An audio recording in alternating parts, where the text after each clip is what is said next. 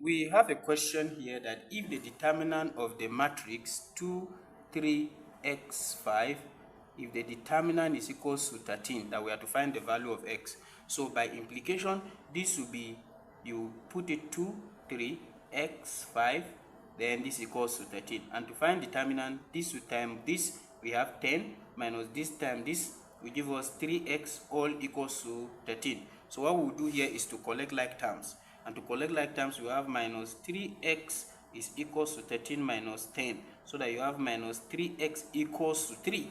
By the time that we divide both sides here, you will have x will be equals to minus 3 divided by 3, and the answer is minus 1. So when the determinant is given to be 13, and when you find the determinant of this, equating it, the value of x will be minus 1. This is fun and simple. See you in the next class. And